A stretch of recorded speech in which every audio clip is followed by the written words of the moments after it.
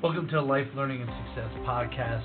This week we have famous quarterback coach Jeff Christensen, former NFL player, longtime quarterback coach, and now among the elite quarterback coaches in the country. Going to talk to you about leadership, what it takes to be successful at the NFL level as a quarterback, and what kind of players the NFL should be looking for with respect to quarterbacks and their type of leadership. It's an exciting, amazing podcast with some very candid thoughts and ideas from Jeff Christensen. Enjoy now live on the Life Learning and Success podcast. Renowned quarterback coach, works with a ton of NFL stars, but works with kids not just at the NFL level, young men at the NFL level, but young men in the high school level, in college, and is rapidly becoming one of the most successful quarterback coaches in the country. He's a guy that if anybody asked me who I would send my quarterback to, my own son to, who's currently 1.5 years old, so he's got a little long ways to get there, but Jeff Christensen would be the guy that I would send him to. So I want to welcome you on to the podcast. Thank you, Dave. I appreciate it. Me and Jeff have gotten to know each other over the years from our NUC sports events. I want to let you all listeners out there really get a great feel for Jeff's background and what he brings to the table, from not just from a success standpoint, and not just from a coaching standpoint, but from a life standpoint. So, Jeff, if you could just give the listeners a little bit about your background in football, in coaching, and then we'll go from there. Yeah, got out of the NFL, and I shouldn't say that. I was thrown out of the NFL, and I was cut in 89, 90-ish. Bounced around to 7 training camps and knew enough to be okay, but never really knew what I was lacking, and came back to Chicago when I was done, and I always thought that I got the short end of the stick from various people. And then one day my oldest son, I wake up, my oldest son's 10 years old, and he wants to play football, and so I started coaching him and started coaching a lot of kids. And then I got the passion back for the game, per se. And before you know it, there are 25 people saying, can you teach my son what your son can do? And what your son does. And I said, well, I can try. And so I woke up one day and there were 30-some kids. And so then that's when I met you, Dave. I started venturing out to the Elite 11s and with Bob Johnson and yourself, and helping kids and developing systems and developing ideas and thoughts and using old school techniques that I was taught and applying them. And then as I'm going to these events with yourself and everybody else, I'd ask these self-proclaimed quarterback gurus, now, why are you doing that drill? What's it accomplish? And I'd listen to their explanation, and I'd say, okay, well, that doesn't work. So, and the more I traveled, the more I went around, the more I realized it was really becoming a mistaught position. So then as my oldest son got older, and got some recognition and whatnot for being pretty good, Dave, that's when our relationship got heated up. And one of the greatest compliments I ever got in my life was the day you told me, here's what I know. I've done thousands of these. Every time you show up on Friday, I see what the quarterbacks are doing. I make notes on certain guys. I come back on Sunday. Every single kid that you coach gets better.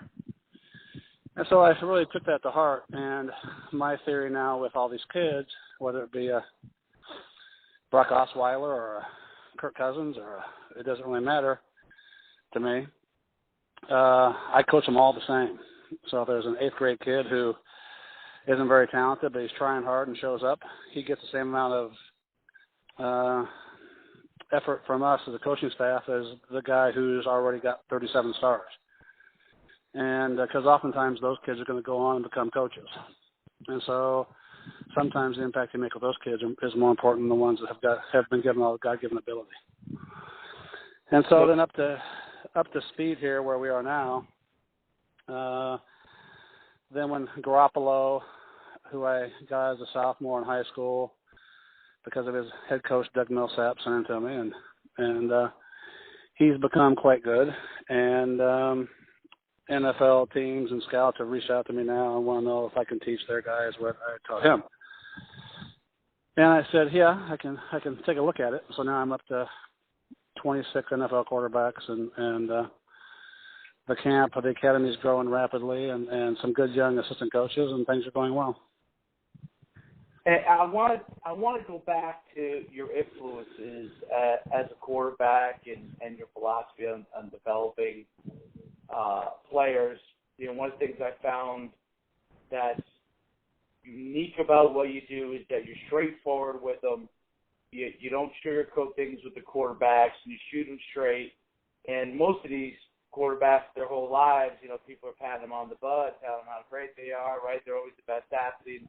Even if it's just on their youth team, you know, the quarterback's usually the best player or athlete. What are some of the influences that you had on yourself as a player or coach, and what did they teach you?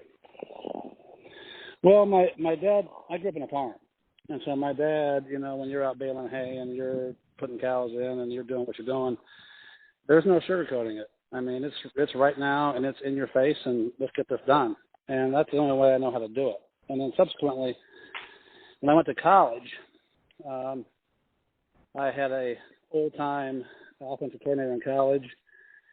I should probably back up. My high school coach, I was blessed. He was just put in the Illinois Hall of Fame this year. He saw talent in me as a sophomore in high school and told me to go to some of these football camps, Notre Dame or whatnot, find your 5 best class plays that you want to use and make sure you can teach them. So when I came back as a sophomore in the varsity, I became a coach / quarterback. And then on top of that, as a junior and senior, he made me call my own plays. So I called every play. So I was forced to learn the game at a high level and always coach my teammates very quickly.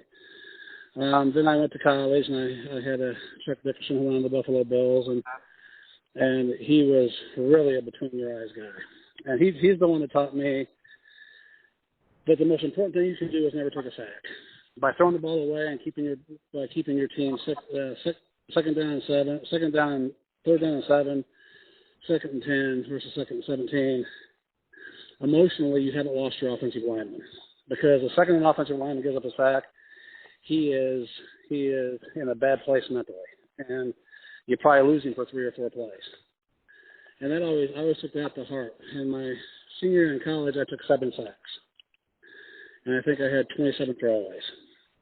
And then when I went to the Bengals, got drafted by the Bengals in the 5th round after Marino was picked in the 1st round. I was the next quarterback after him. Lindy Infante, Turk Sonert, and Kenny Anderson. Lindy Infante was a Paul Brown guy, obviously, in the old days, and then who owned the Bengals. And so he subsequently had access to Bill Walsh. And so at Bill Walsh, you got Don Coryell, and you got Lavelle Edwards, and you got all those old school guys who kind of invented the passing game. Not kind of, they actually did. And so I learned via Ted Marchibroda with the Eagles and whatnot, the real emphasis on what's valued and what's not valued in throwing a football properly, both as quarterback and as an offense and as structure and spacing and so on and so forth. And so when I got back into it, I went back to those old playbooks I had and looked at the notes and started literally pulling the notes out of those playbooks and using them to coach the kids. And then lo and behold, they got better really quick. And this whole thing of how far you can throw it, how fast you can throw it, the velocity and all this stuff, it's the way it comes out of your hand and how it comes out of your hand and the efficiency of the ball flight that gets the ball to the target on time or it doesn't get there on time. and that's the ultimate goal that you're after. With what you do specifically now, technique-wise, drill-wise, what are the biggest things that you're emphasizing with the quarterbacks that you work with? The whole thing of you have so many guys now. There's probably hundreds of guys, as you know, supposed quarterback gurus, of which maybe 25 started major college football as a player. Most of them sat on the bench or didn't even play, but they tell people they played. So their onus is always improper with what they're teaching kids below the waist because they don't understand it. The thing that a quarterback has, if you watch Garoppolo play the last 2 weeks or watch some of the guys that are really good, balance. How quick are you in balance with your feet when you stop dropping back? And then when you have to move, how fast can you reset and be in perfect balance? Now, it can look like a guy is in balance, but it's actually not. And when I say perfect balance, I mean perfect balance. So if I two-hand shiver you in the chest, you don't stumble backwards. That kind of balance.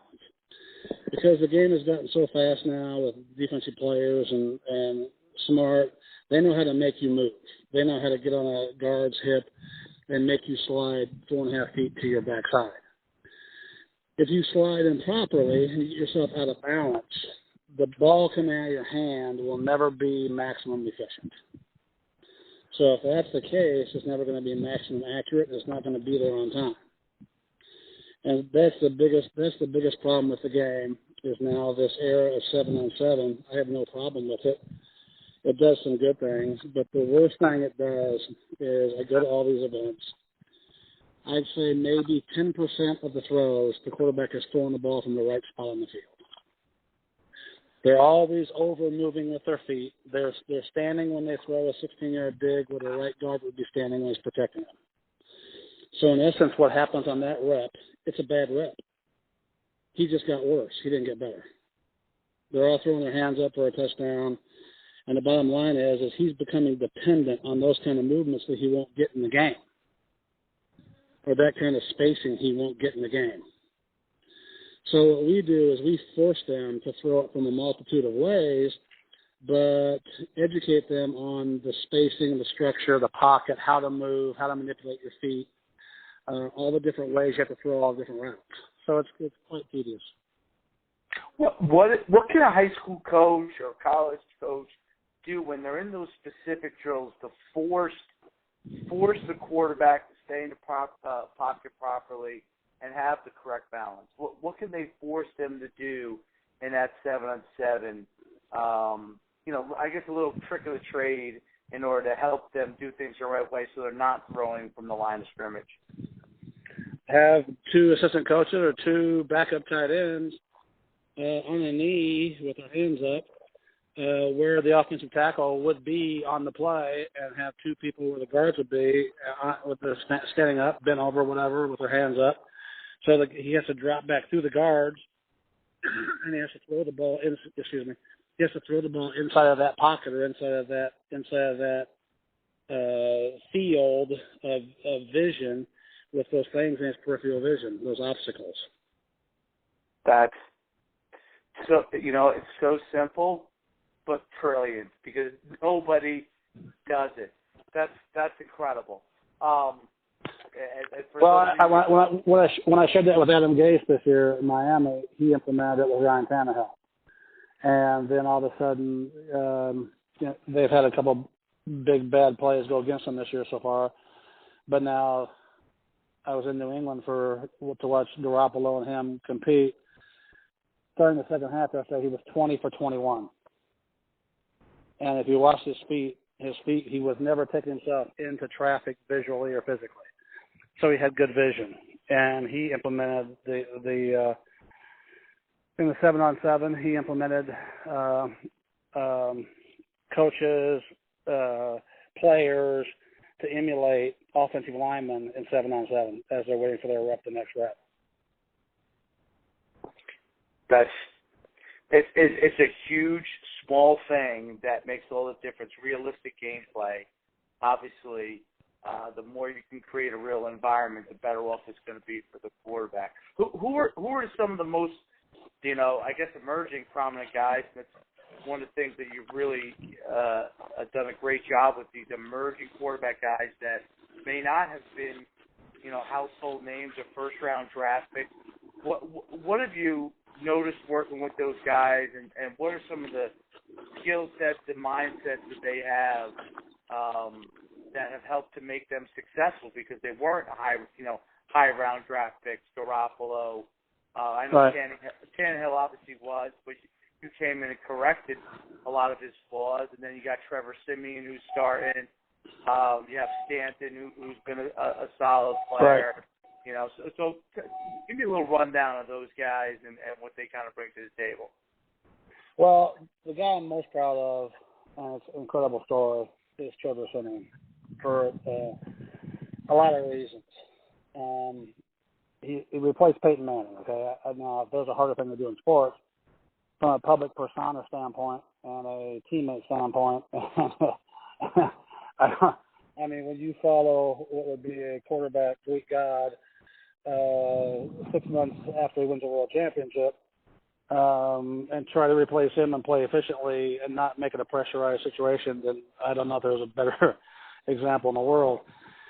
But he's been with me 3 years, and when he came to me, he had 3 major flaws, and so we started working on them. And to his credit, he fixed them. His senior year at Northwestern, there were issues with some players and getting injured and dinged up, and they had to play some younger guys, and the spacing was not the best, and then they had a couple offensive linemen get hurt, and so then there was a lot of 2nd and 10s, and they couldn't move the ball very efficiently. So they finished 5-7, and he had, I think, 8 touchdown passes and 14 interceptions his senior season. And an agent came to me and said, "Who do you like?" I said, "I love Siemian." "Oh, well, he ain't got it." "Did you not watch his senior year?" I said, "Well, I'm just telling you kind of what I just explained." And I said, "It's not him. The ball's coming. He's in the right spot. He moves perfect in the pocket. The ball's coming out on time. He's had at least 35 balls dropped this year. It's not him." So you can think it is, but it's not. And then that agent proceeded to kind of laugh and chuckle and say, "Well, I know you think you're good, Jeff, but I mean, come on. I mean, blah, blah, blah, blah." So I said, "Okay, I'm just telling you." So, thank God above, Gary Kubiak personally came to watch him work out in Northwestern for his pro day. And Gary said to him, "Your feet are really, really good. Like, you're really good. What are you doing?" And on top of it, he blew his knee out on the last play of his senior year. So he had to rehab his knee.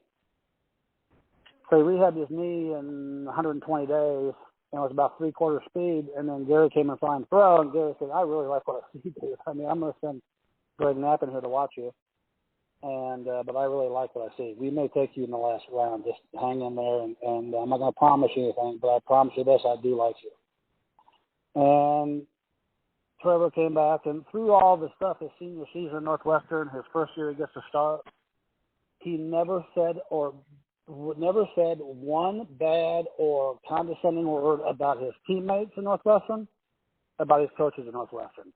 He was always positive, always had a smile on his face, always showed up on time every time, and just went to work to get better. All he cared about was getting better. That was it. Cared about nothing else. And so we got to work.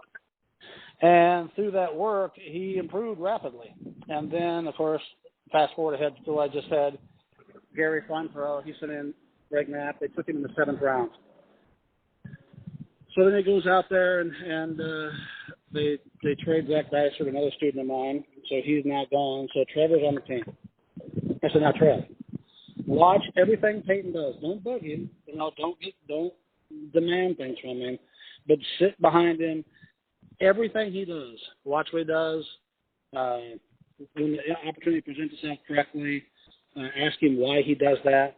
Learn as much as you can." To his credit, he did everything. And then, of course, this year when he beat out Sanchez, and now he's 2-0,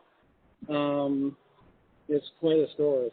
But the story to me is I call him in the era of texting, he calls me back. He'll call me out of the blue to say thanks. He wanted me to be at the first game against Carolina, and I was.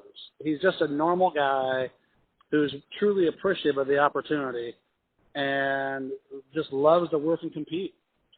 And Brock Osweiler, he were teammates before Brock signed down in Houston, and talking to Brock about Trevor, they're very close friends. So as they compete with each other, they're very, very close. And so that's the beauty of it with me when I truly get a guy who's a good soul, who just wants to learn and get better, and is thankful and grateful for the opportunity that they're in front of them. And I don't make it bigger than it is. What leadership skills? Because I mean, what Trevor showed there, being able to, sometimes listening and learning is as much being a leader as actually being out there and directing on the field. What leadership skills do you feel are essential for the quarterback to be successful in today's day and age? Well, the parents are under this perception that, as you know, Dave, get exposure. They got to get exposure, and it's basically a bunch of garbage. If you're worried about exposure, you're not worried about getting better. The only thing my son ever did in high school, because I wouldn't let him do it, I wouldn't let him go to all these camps and all this silliness, was I said, you have one goal, and that's to be a great leader with your teammates. Make your teammates better players in high school, win a state championship, and earn your privilege that you're going to get to play college football. And he did so. And so he was quite talented, granted, but he only cared about his teammates. And he told me in Elite 11, I'm not coming to Elite 11 unless I can bring my two receivers with me. They said, well, okay. So he took his two wide receivers out there and helped them get better. So this whole thing of getting exposure and how many stars you have, and it is really it's really handcuffed us. Bobby Bowden, when he lost his job, Dave, said it best. He said, well, all I know is we had every 5-star athlete in the world here on this team. The only problem is they couldn't play. We stopped doing our own recruiting. We started listening to experts. And a lot of times you'll get a quarterback or you'll get somebody who plays on an exceptional team with exceptional talent and the kid's okay. And there's a kid down the street who unfortunately his wide receivers are all 5'5" and they run a 5'5" and they can't catch, but yet he's quite talented with tremendous upside. But he doesn't have the numbers because he didn't get the break of playing with more fortunate, talented athletes. The second thing is the parents in this equation not making it bigger than it is. Understanding that there's a tremendous growth experience in the game of football in high school and college and NFL, as long as you handle the people properly. When you start worrying about scholarships, for instance, the other day, a kid who was very gifted, his dad said to me, he was in a conversation with somebody who obviously isn't fond of me or whatever. And so the guy created doubt in the parent's mind. And this kid's going to be a senior this year in high school, or is a senior. The parent said to me, the father said to me, well, what about when it's time to get drafted in the NFL and you've upset 3 or 4 general managers in the NFL? How's that going to help my son? I said, dude, your son hasn't taken a college football snap yet, and you're worried about getting drafted. Are you serious?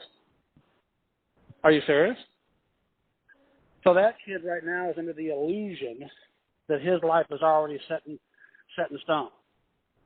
Kirk Cousins having the backbone to tell Toledo no thank you on the scholarship offer that they just offered him because he wanted to play in the Big Ten, and he had heard that Michigan State might come and offer him. So when he told Toledo no, it was the only offer he had.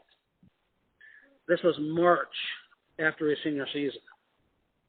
And then when he got to Michigan State, Nick Foles was there. But Michigan State came and said, okay, we had somebody transfer and leave, so we're going to give you the last scholarship we have. He did it on a prayer that it might happen. Why? Because he wanted to play in the Big Ten. He wanted to be on a Big Ten football team. He was not consumed with starting as a freshman, playing all the time, getting all those articles written about you. He just wanted to go have a great experience in college and see how good he could become. Those kids that do that, that take the NFL out of the equation. They forget about it. Those are the kids, ironically, that wind up making it. Yeah, because they're focused on the task at hand instead of focusing on down the road, and I think that's critical. They're focusing on getting better, right? And they're focusing on a great college experience, not the result. They're focused on the process. The process is always going to win. No doubt about it. And what advice is that the advice would you give parents, that are in high school? Let the process take hold and get as good as you possibly can. And obviously in recruiting, people always try to look at what the other person is doing. What would your advice be to them to take care of what they need to take care of? Yeah. If the people that you're dealing with or you're paying to work with your son or are telling you everything you want to hear, it's probably not good advice. If you're around people who say, no, I wouldn't do that, I'd do this. I played in college at Penn State. I played at Pitt. I played at UConn. Here's how I'd be looking at this, Mr. Johnson. I wouldn't be doing that. I'd be doing this because Timmy's not good enough to go to Penn State. And what's wrong? What's wrong with going to Temple? What's wrong with going to Eastern Illinois? What's wrong with going and having a great football experience? Your son's 5'11", $179. He's never playing quarterback, and he runs a 4.7 40. He's never playing quarterback for Urban Meyer. Not happening. So, of course, they're going to tell you they're going to be nice to everybody when you go to Ohio State's football camp. But you're wasting your time because your son is not good enough to play on that level. I've said that to hundreds of people over the years. And then they get upset sometimes. And I say, okay, well, then that's kind of interesting because Eastern Illinois is good enough for me. But it's not good enough for you or your son. So, wow, that's kind of insulting. I mean, there's a lot of great colleges out there. John Carroll in Cleveland. There's a lot of great places where you get a great education. Illinois Wesleyan in Bloomington, Illinois, $70,000 a year to go to school there. The average paycheck of a graduating senior is $55,000 a year. Tremendous education. You meet your wife there. Being able to check your ego as a parent and put your son where he's going to have a tremendous growth opportunity as a person and a player and have a fulfilled life is far more important than the pipe dream of the 0.003% of the players that might get a shot at an NFL training camp. Absolutely right. There's no doubt about it. I found that to be very, very interesting in getting people to understand how important that is, especially when they hear from people that a lot of times don't know. They think just because they know someone that went somewhere, that they think that that's the right way to be. They have to do this, they have to do that, and they really don't understand. They have to just take care of business and do what's necessary and find the best place for their son. What would you say? And we spoke about this before. The NFL, it's a changing environment. Many years of bad quarterbacking at the college level, or I should say average quarterbacking at the college level, focus on the athlete quarterback. And I understand in college, you get in high school, you got to do what you need to do to win games, and so you can put players in that position. But it's affected the NFL in their evaluation process. Correct. And you've seen so many quarterbacks that were drafted highly fail, and you've seen quarterbacks that were drafted later or even not at all succeed. What are some of the most important things that if you could advise NFL player personnel or GMs that they should look for in their next quarterback that they're thinking about drafting?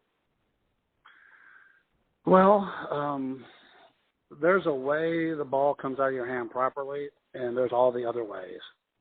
And because a guy can throw an accurate ball in a workout or in a combine or in training, doesn't mean the ball's getting there on time and or coming out of his hand on time the right way. And that's just good old-fashioned knowledge. The most thing I'm most disappointed with in today's game is this. the lack of understanding those little nuances of right versus wrong. And now finally, I'm starting to get a lot of these NFL quarterback coaches that are calling me, asking me what I think about a guy instead of telling me. And the perception that a guy is doing it right versus a guy who's not doing it right oftentimes is minuscule. Because why? They're watching the ball.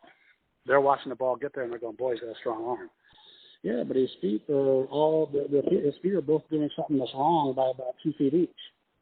His shoulders are wrong. The way he sits the ball is wrong. This Carson Wentz kid, I mean, yeah, he's having some success, but everything he's doing when he sets the ball to deliver is wrong. So it's only a question of time for those close completions start becoming interceptions. Because NFL coaches, the defensive coaches figure it out. There's a right way you set the ball, and there's a wrong way. There's a right way the ball comes out, and there's a wrong way. And there isn't a multitude of ways to do it. There's only one real right way of doing it. Why is that so critical? Because defenses have gotten so fast and so smart. They're reading quarterbacks' drops now. When a quarterback stops and turns his head, the corners are snapping and dropping. They don't drop. They're reading the depth of the quarterback's drop, and they're planting their heels, and they're breaking on cuts. And they're making monster plays on simple passes that should be like handoffs, but they're there because now the ball's getting there 4.5 feet too late. So the reason these guys like Garoppolo and Kirk Cousins, when he's throwing the ball perfect, and these guys feet set properly, and Romo, what saved Romo all these years, is the ball is set properly and it comes out perfectly on time. And so the ball flight is efficient. The understanding of that has taken me 35 years to understand it. And so the NFL oftentimes gets caught up in a guy's numbers in college. Well, there's a problem. 60% of the balls he completed in college, if he throws the exact same ball in the NFL, it's a pick. It's a knockdown. Those DBs aren't going to be on the field. So when he's throwing a 15-yard dig route constantly 4.5 feet over the guy's head in college, he's not accurate. And that's going to be a concussion in the NFL. The ball's got to be on his chin. And 90% of the time, those issues that I stumble into are 100% mechanical issues. It has nothing to do with the guy's talent or coaching. He's doing something wrong with his feet, knees, or hips. He's turning improperly. He's not delivering the ball properly out of his fingers because something his body is doing improper. And so that mystery is starting to get a lot less clouded because now I've got probably 14 teams that have reached out, contacted me. I've got 2 more ex-NFL quarterbacks, ex-teammates of mine that are going to join me going forward, and we're going to start really trying to take this to another level. When you walk into an NHL hockey environment at practice, the goalie coach is a guy who played goalie in the NFL. When you walk into a major league batting cage, all the hitting coaches were ex-major league hitters. Pitching coaches the same way. There's been a period of time here for 10, 15 years where the quarterback coaches never played NFL quarterback. And so they had a perception of right versus wrong and the Johnny Manziel thing. I knew that was going to be a debacle before it started. Not because the kid did anything wrong, just because he didn't play the game. He played the game small. You're going to be 5'11" and run around, you're going to get hurt if you don't run around the right way. And so little things like that, people get enamored with the results in college. And the Trevor Siemian story is a great story. Can he make all the throws you have to make in the NFL? Can the ball come out on time, every time, the right way? And when it gets there, is it accurate? How smart is he? How tough is he? Does he have moxie? Is he the kind of kid that's going to study film 4 hours a night? Or is he going to go out and honky-tonk around with his guys? Is he going to be a leader or is he going to be a follower? Is he going to be happy to be here or is he going to want to be special? All those key criteria that have nothing to do with what goes on the field, but more so it has to do with how you were raised as a kid. What your high school coaches think about you. He's the kind of kid that he goes to college, he's playing at Notre Dame. On his off week, he went back to his high school and threw balls with his ex-high school teammates just to say hi to him because he misses his high school buddies. That's a guy who's grounded and made right. And I'm very blessed to say that everyone I work with is really, really a good person and very grounded. And it makes what I'm doing very gratifying. And I think those key criteria more and more valuable now after some of these off-the-field issues that have happened with guys in the last year or 6 months that you just can't have on your football team, especially from your quarterback position. There's no doubt about it. And why do you think so many guys in management have been willing to take a risk on guys that have not produced the success that is needed at the NFL level? I always understand when college coaches take the risk because basically if the kid doesn't do what he needs to do, he's out of there the next year, they send him home, he transfers, whatever.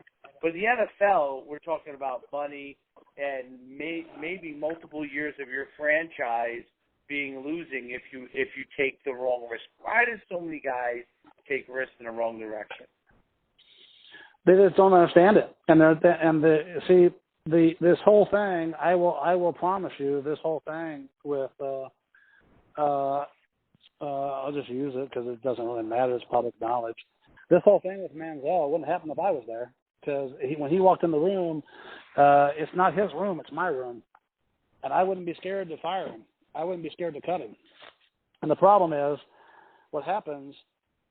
What these guys are starting to really. Sometimes, I think maybe more so now than before, players are smart, Dave, as you know. And the millisecond you favor one guy over another, the second one guy gets away with more than the next guy, it's not a fair system. And players figure that out really quickly. And when you lose a player's trust because he can't trust that it's going to be an unbiased system, you lose the player, and you lose them quick. And so you never get 100% from them again. And that's what gets guys fired. Now, why is that critical? Because your quarterback can never be that guy.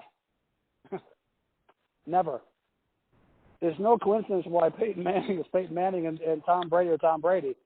They genuinely are the first one in the buildings, and they're genuinely the last one out. It's not like they're hiding, taking a nap before they leave just to be the last one gone. They're studying film 5 hours a night every night. They're studying opponents that are going to play 4 weeks down the road. And when players walk by and see you in there studying the film, taking notes, they respect you more.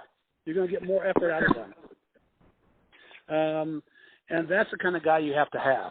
And that's why the Drew Breeses of the world, that's why those guys last longer, because they're made better. They're made right. The entitlement era, Dave, and what it's done, is as much good as it's done bad. There were 18, in the last 2 years, there's been 18 Elite 11 quarterbacks transfer. Well, if you're so good, why are you transferring, dude? Why don't you compete? You think we're supposed to just hand this to you on a silver platter and pretend like you're the best one here when you don't have the work ethic, you don't have the, And that's where a lot of these 5 stars, 10 stars, 22-star rated quarterbacks at age 15, 16, you set a kid up for entitlement and complacency. And after 6 years of that, when they get to the NFL, David, if they're made wrong, it's hard to turn that train around. You can, but you can't do it from a position of weakness. You have to do it from a position of strength. And strength comes from knowledge. And a lot of times these young quarterback coaches, whether it be in college or in the NFL, who never played the position, they're so happy to be in that position, they can't see straight. So the last thing they want to do is upset the starting quarterback. The first thing I want to do is upset the starting quarterback. I want to see what he's made out of. I want to see what he comes back with. The millisecond I have the issue that he created to jump down his backside because of something he did stupid, I'm going to get right in his grill really quick because now we're going to find out what it's really like, because what I just described is really what happens in a game of football. When you get sacked and hit in the mouth, are you going to blame the offensive lineman, or are you going to pick them up and make them better? And those are the little things that I think we got away from for a period of time, or certain people did. And I think the great ones don't. The great ones stay on their path. Sean Payton with Drew Brees.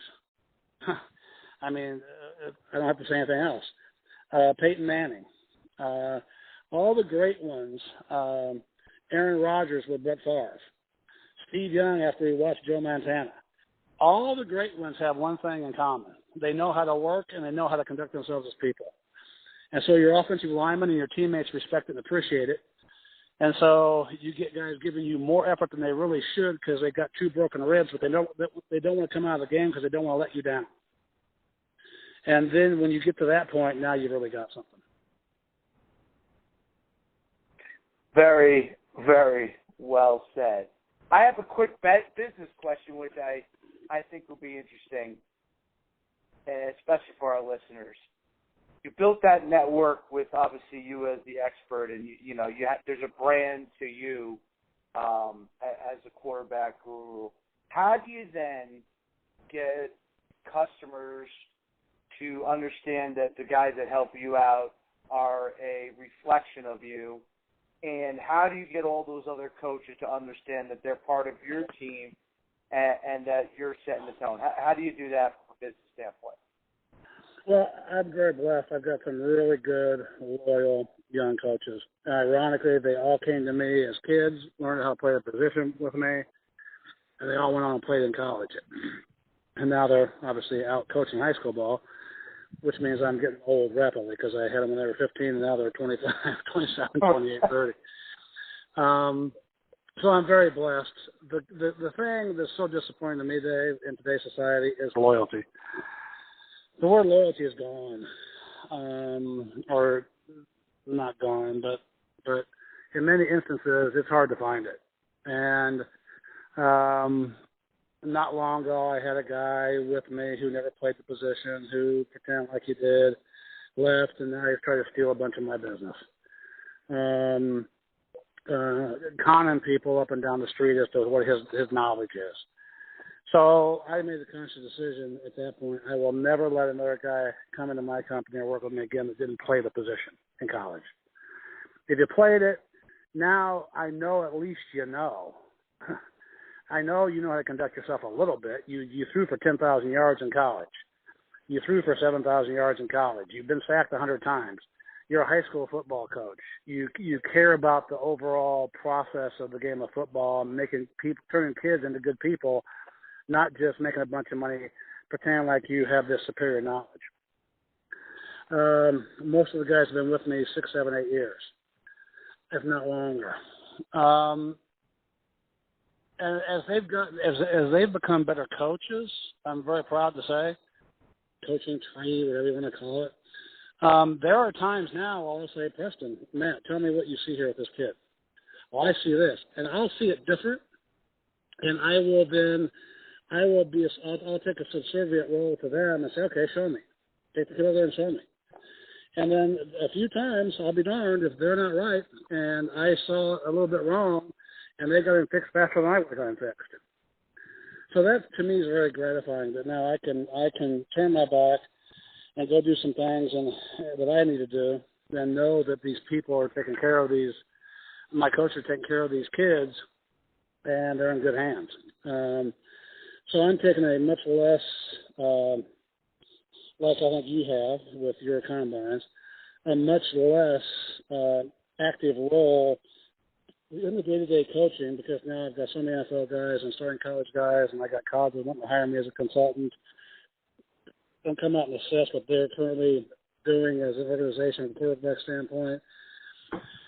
That all plays into these younger guys getting more opportunities, because now if a young guy is in the under the throw it deep umbrella, then hopefully he gets more of a opportunity than the guy who maybe has terrible technique and goes a guy with no knowledge, because over the course of time, a guy that's coached better with proper technique is always going to be a better player as long as he stays studious and stays active with doing the right things and throwing the ball the right way. So I'm going to be less apt to be fired if I have a throw it deep quarterback because he's not going to throw a bunch of interceptions. And so that's where we've gotten this thing to, and it's given me a lot of satisfaction. I'm currently got 2 of my ex-NFL teammates coming in now to help with the NFL guys, and so it's a constant juggling match of finding the right people made the right way that emulate me or emulate yourself, Dave, the way you did it. And I genuinely care as much about the kid who's going to be a Division III backup quarterback, will be a 35-year high school coach, as the guy who's the 5-star athlete. I don't need sideline passes to Ohio State. I don't care. So that doesn't impress me. And now I can honestly say I've got 6 assistant coaches who are the exact same way. And when I have to be out of town, it really lets me sleep well at night, knowing that I know that all those kids are going to be taken care of. That's great. That they have the opportunity to be successful, and I think you've done a great job of setting everybody up to have that happen. I truly thank you for coming on. It's been incredibly enlightening. I'm covering from the NFL players to what you do with the high school players, and as always, I'm a huge supporter of what you do. Where can people find more about you and get more information on you? Well, it's throwitdeep.com, as you know, and the website's up. It's a new website.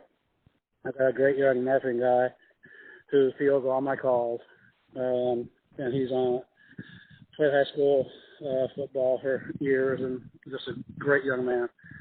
630-418-9777. His name's Nick. Any questions anybody may have, or we're doing a lot more group settings now with groups of high schools and groups of high school from me going out and speaking to them on how to train quarterbacks and why, and setting up small regional camps with various people. And now recently I've decided I'm going to franchise out and branch out state by state and give good young coaches the opportunity to join the Throw It Deep team. So we have our own system in place where the drills are regimented now based on age, and we put them through our system and our techniques and our sequence, and then we study them and film them, and over time we add the drills that you would get at a little older age, and we try to then track the kids' progress through time, and it's going quite well. And Wilson Sporting Goods has been very good partnering with me on some issues and some events. So it's fun, and it's exciting, and it's really gratifying helping these young kids. What you do is amazing, and I really appreciate it. You'll be able to see everything, on iTunes and at NUC Football on Twitter. I'll get you everything once it comes out. I thank you. I want to thank you again for being on the Life Learning Success podcast. If you ever have a guest that you think we should have on, please email me at dave@nucsports.com or hit me up on Twitter at NUCFootball. We enjoyed speaking with Jeff Christensen and learning more about his fantastic ideas on leadership, quarterbacks, and becoming successful and being your very best at that position, and as well as being your very best at other positions. Please go to iTunes and comment and rate us and give us those 5 stars that we're looking for so we can increase our visibility of our podcast. Until next time on the Life, Learning, and Success podcast.